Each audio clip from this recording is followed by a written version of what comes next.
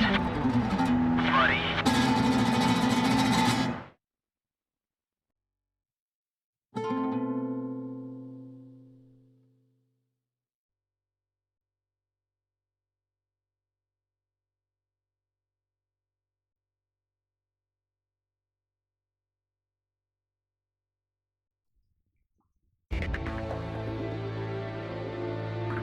Confirmed reactivation of nuclear silo. GOM team, continue your mission. Engage.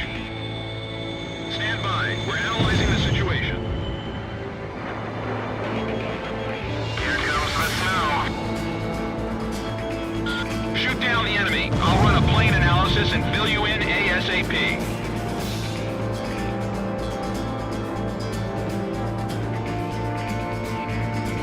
Those who survive a long time on the battlefield start to think they're invincible. I bet you do too, buddy.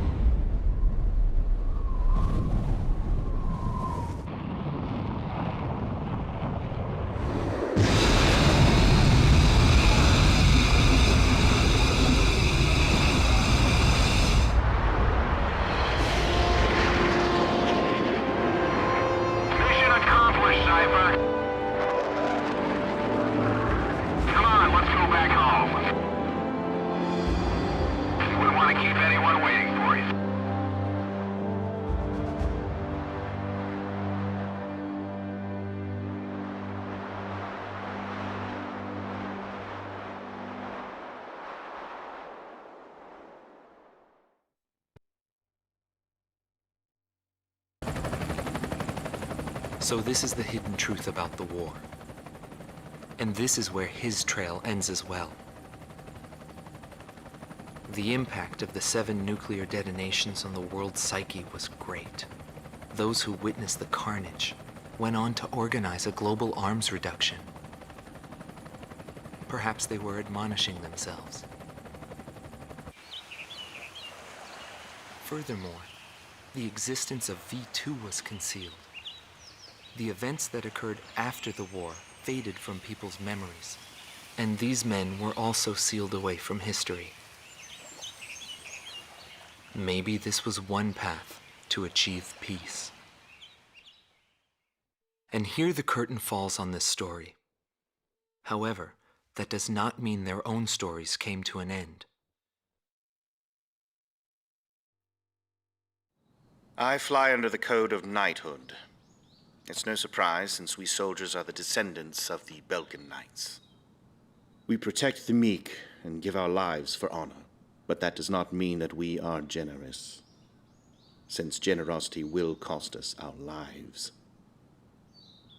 If the pilot survived to the end of the war, he must have carried out these rules. I bailed out and landed here. The captain was gone. I've lived a comfortable life since then, and I probably have him to thank for that.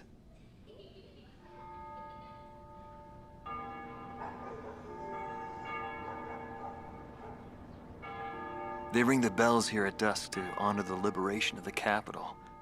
It signals peace, but to me, they are the sounds of death.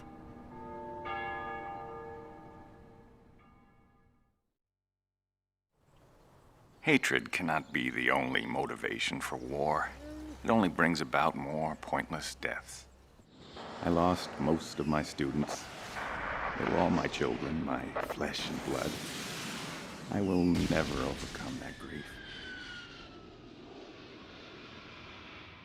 I'll probably never teach anyone again, nor will I ever go up in the sky again. I have entrusted everything I know to a new generation. I'll just look on from here.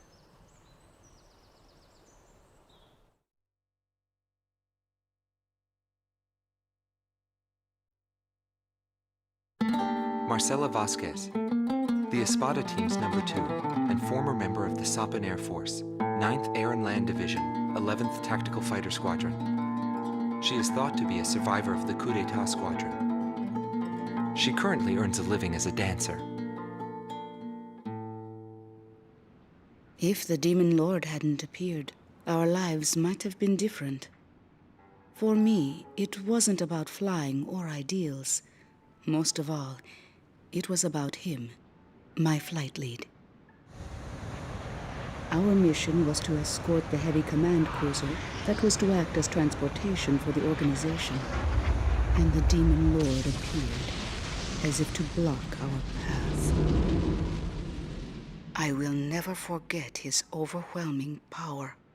One by one, my comrades were shot down, and then the mother bird we were supposed to protect. We survived after the fight. We left our organization and returned to the ground together. But those whose hearts are in the sky will always return to the sky. He was one of them. And so he left, even though his wounds had yet to heal, and he died there, never to return to me. But I don't blame anyone. The regret and suffering that remained after that battle were also what he had given me. They're among the precious few things he left behind.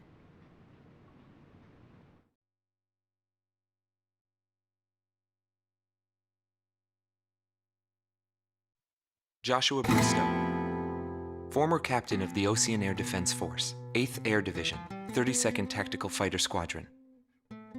His actions during the Balkan War are surrounded in mystery, and he is rumored to be one of the founders of a world with no boundaries.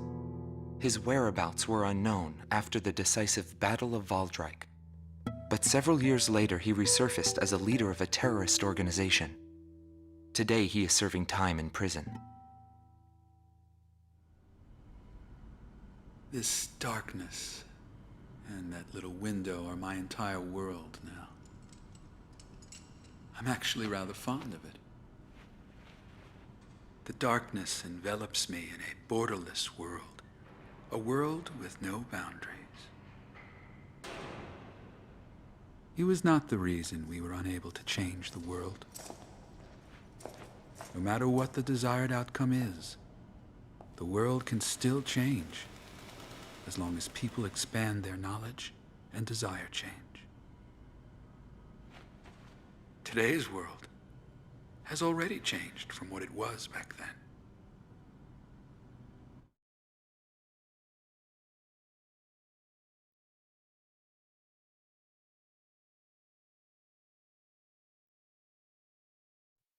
Larry Falk, also known as Solo Wing Pixie. GALM Team's number 2 and member of the Ustio Air Force, 6th Air Division, 66th Air Force Unit. That's right. This man was his buddy and his enemy. I should have died that day, but I didn't.